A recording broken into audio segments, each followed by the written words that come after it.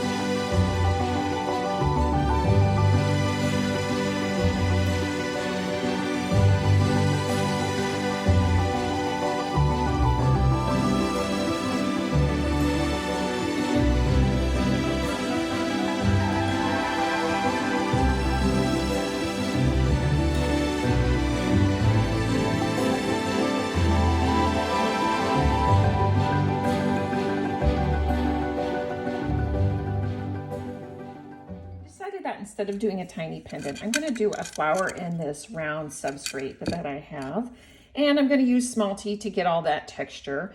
I'm going to use the reference photo that I took of one of the dahlias, which had the red and the white. I just thought it was so striking. I'm going to make that in here, and it was just a single flower, so that's what I'm going to do. I'm going to keep it simple and make that flower. To get this little sketch on here, I have taken a piece of tracing paper and traced with pencil the sketch, and then on the back I put oil pastels.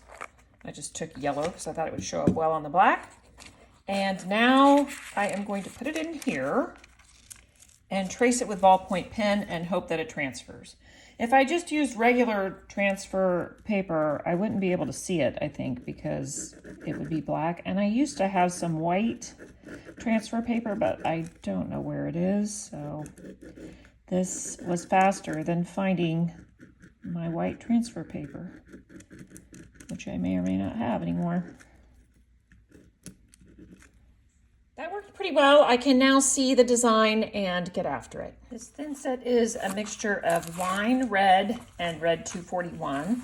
So I'm hoping it's going to be, since I'm mixing it custom, I don't know what it'll look like when I'm done, but a nice dark red just to go behind those petals, which are such a bright color. And I want to continue with that red. I'm not going to contrast it. I'm going to go with it.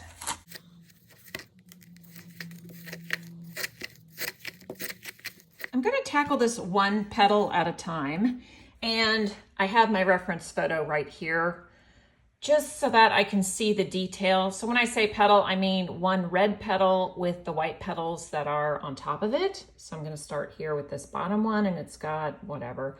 I'll be close. It doesn't have to be exact. Here I go.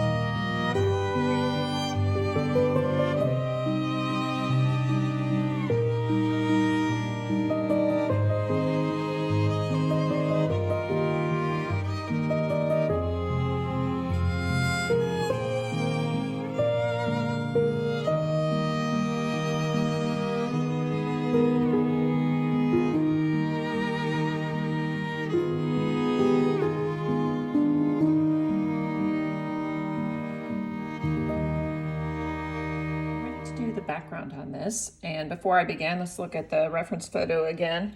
You can see that the leaves behind the flower are sort of a purple and green mix, and so I have pulled some purples and greens, and I think I'm going to be mixing a sort of a muted green thinset for that portion, maybe a darker than this color to do the background. That's it. Oh, and those leaves are not part of the dahlia. They are actually the plant behind the dahlia, which is a hibiscus, I believe. That's it. All right, I changed my mind. I'm going with purple here. Here is the thinset that I will be using. I have to let this flake, and then I'll put it in a baggie and use that for the background. I just want to point out that this is the rainbow colorant chart that comes with the pigments. And there is no real purple, but there is this wine, which is sort of close. And so I mixed wine with blue and a little bit of magenta, heavy on the blue so that it's a more blue purple, to make that color.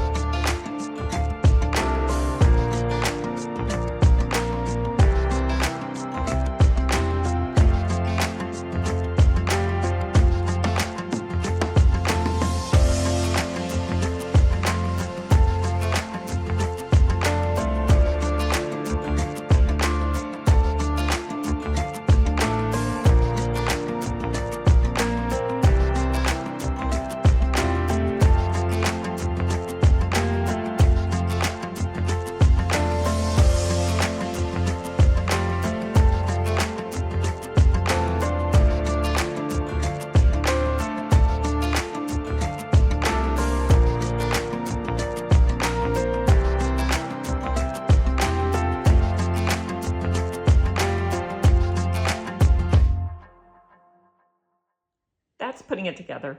Thanks for watching. See you next time.